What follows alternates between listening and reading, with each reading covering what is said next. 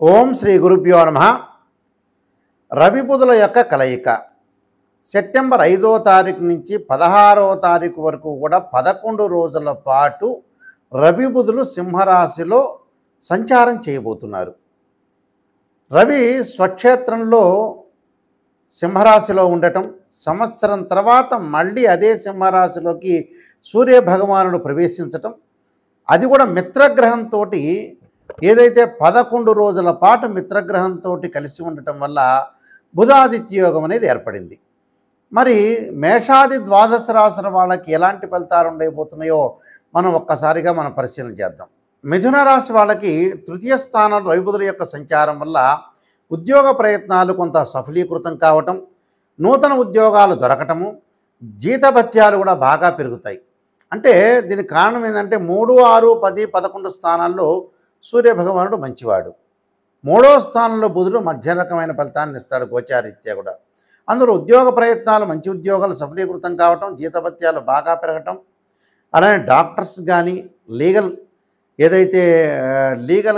ఏదైతే జ్యుడిషియల్ సంబంధించిన విషయాల్లో ఉన్న అడ్వకేట్స్ కానీ, జడ్జెస్ కానీ, అలానే జ్యుడిషియల్ అకాడమీ డైరెక్టర్స్ కానీ వీళ్ళందరికీ కూడా చాలా అనుకూలంగా ఉండే అవకాశాలు ఉంటాయి. కొంత జీవితంలో కొంత సంతృప్తి, అంటే వృత్తిరీత్యా సంతృప్తి కలిగే అవకాశాలు ఎక్కువగా ఉంటాయి. అంటే సాటిస్ఫాక్షన్ కూడా కావాలిగా లైఫ్లో, ఎప్పుడు కూడా ఏదో డబ్బుల గురించే కాదు కదా. అలాంటి విషయాలు చాలా అద్భుతంగా ఉండే అవకాశం ఉంటుంది. జీతభత్యాలు బాగా పెరగటం, ఆర్థిక పరంగా అనుకూలము, అన్ని పనులు జరగటం, విదేశాలకు వెళ్ళటము. అలానే ఇక్కడ ఏదైతే మిథున రాశ్యాధిపతి తృతీయంలో ఉండటం వల్ల అన్నదమ్ముల మధ్యలో, అక్క చెల్లెళ్ళ మధ్యలో అనుబంధ బాంధవ్యం బాగా పెరగటం, కొంత బాండింగ్ బాగా పెరుగుతుంటుంది. గతంలో ఏదైతే అన్నదమ్ములు కానీ అక్క చెల్లెలు కానీ గొడవలు పడుతున్న వ్యక్తులు కూడా మళ్ళీ కలిసి తిరిగే అవకాశాలు ఎక్కువ ఉంటాయి. వ్యాపారంలో లాభాలు, శరీర సుఖము, ఇష్టకార్య సిద్ధి, మానసికంగా సంతృప్తి కలగడం కూడా జరుగుతుంటుంది. అంటే మానసికంగా కూడా సంతృప్తి కలిగే అవకాశాలు ఎక్కువ ఉంటాయి. ఆరోగ్యము, బంధువులతోటి తగాదులు పడకుండా చూసుకోవాలి. శత్రు ప్రమాదాలు కూడా జరగకుండా చూసుకోవడం చాలా మంచిది. అంటే శత్రువులతోటి కొన్ని ప్రమాదాలు జరిగే అవకాశాలు ఉంటాయి, అలాంటి యోగాలు జరగకుండా చూసుకోవాలి. అధికారుల ముందు మనం ఎప్పుడు కూడా ఇద్దరు అరుచుకోవటం వల్ల మధ్యవర్తులకు చులకన భావం ఏర్పడుతుంది. అలాంటి చులకన భావం ఏర్పడకుండా చూసుకోండి. విదేశాల్లో ఉద్యోగాలు మారే అవకాశం, ఉద్యోగాలు వచ్చే అవకాశము, మారడే అవకాశాలు కూడా ఎక్కువగా ఉంటాయి. కాబట్టి ఉత్సాహము, బంధుమిత్రులతో కలవటము, సంతాన మూలకంగా సంతృప్తికరంగా ఉండటం, పదవులు రావటం, శత్రువుల పరంగా కూడా కొంత దూరంగా వెళ్ళిపోతుంటారు. అంటే దుష్టుని చూసి దూరంగా ఉండాలంటారు. అంటే శత్రువులు వీళ్ళకి దూరంగా వెళ్ళే అవకాశాలు ఉండటం, వివాహ ప్రయత్నాలకి కొంత కష్టంగా అయ్యే అవకాశాలు ఉంటాయి. అంటే వివాహ ప్రయత్నాలు చేసే వ్యక్తులందరూ కూడా కొంత బాగా శ్రమపడి కష్టపడి ప్రయత్నం చేయాల్సిన స్థితి వస్తుంది. రుణ బాధలు తగ్గుతాయి, రుణాలు తీర్చుకుంటారు.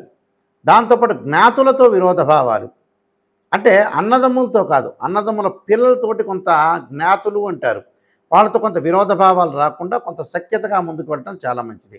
అలానే చంచల బుద్ధి, అలానే మనస్సు యందు విచారం, అంటే మానసికంగా విచారం లేకుండా చూసుకోవాలి. మనశ్శాంతి కోసం కొంత ప్రయత్నం చేసుకోవాలి. ఆరోగ్యం పట్ల శ్రద్ధ, భార్యాభర్తల మధ్యలో విభేదాలు రాకుండా కొద్దిగా కాపాడుకోవాలి. అంటే ఇలాంటివన్నీ కూడా మనం చేయాల్సినవే. అంటే నెగిటివ్ని ఎప్పుడు కూడా మనం పాజిటివ్ చేసుకొని ముందుకు వెళ్తే మనకు మంచి జరిగే అవకాశం అనేది ఒకటి ఉంటుంది. ఎంతవరకు డబ్బులు వచ్చినా కూడా తృప్తి లేని జీవితం నుండి గడపకూడదు. దానికి మన కింద ఉన్న వ్యక్తులను చూసుకొని మనం బాగున్నాం, ఫ్యాన్ దగ్గర ఉన్నాం, ఫ్యాన్ మీద ఉన్నాం, ఫ్యాన్ వేసుకొని పడుకుంటున్నాం, లేకపోతే ఏసీలో ఉన్నాం, కారులో తిరుగుతున్నాం అనే సంతృప్తికరమైన భావన కూడా మనం కలుపుకోవాలి. ఎందుకంటే జీవితంలో ఎప్పుడు కూడా సంతృప్తి అనేది లేకపోతే జీవితం అనేది ఎప్పటికి కూడా అసంతృప్తిగానే మిగిలిపోయే అవకాశాలు ఉంటాయి. కాబట్టి నేను చెప్పిన కొన్ని రెమెడీస్ అనేవి ప్రత్యేకంగా చూసుకొని ముందుకు వెళ్తే మీకు మంచి జరిగే అవకాశాలు ఖచ్చితంగా ఉంటాయి. ఇవన్నీ కూడా గోచారీత్యా చెప్పబడే ఫలితాలు. ముఖ్యంగా గోచారం అనేది ఏంటంటే కొంత పర్సెంటేజ్ మాత్రమే ఉంటుంది, గమనించాలి వీళ్ళందరూ కూడా. ప్రతి నెలలో కూడా కొన్ని రాశి ఫలితాలు ఉంటాయి, గ్రహాల యొక్క మార్పులు ఉంటాయి, కంజంక్షన్ ఉంటుంది. ఈ కంజంక్షన్లో ఏదైతే మన గ్రహం బాగలేదో ఆ గ్రహానికి ఆ దోష పరిహారాలు శాంతి చేసుకోవటం ముఖ్యం.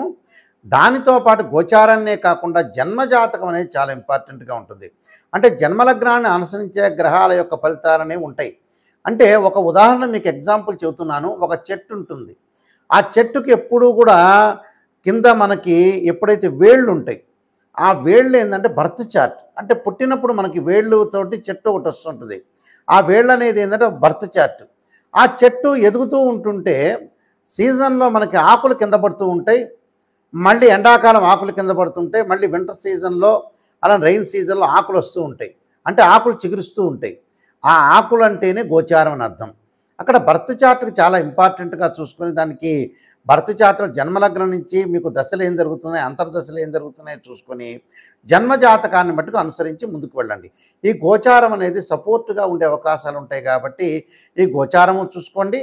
కానీ మెయిన్ వచ్చేటప్పుడు బర్త్ చార్ట్ను పెట్టి అనుసరించి మనం ముందుకు వెళ్తే చాలా మంచిది. అందువల్ల ఏదన్నా రెమెడీస్ అనేవి ఉంటే కూడా జాతకాన్ని బట్టి అనుసరించి ముందుకు వెళ్ళాలి. గోచారం అనేది ఈ నెలలో ఎలా బాగుందా లేదా చూసుకోవాలి. అలానే మనం పుట్టినప్పుడు కూడా సమయాన్ని బర్త్ చార్ట్ని చూసుకొని జన్మలగ్నాన్ని అనుసరించి చెప్పడం అనేది చాలా మంచిది.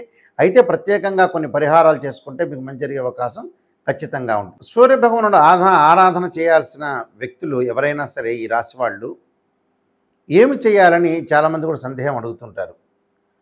ముఖ్యంగా 4 విషయాలను ప్రత్యేకంగా చెబుతాను, వింటుండండి మీరు.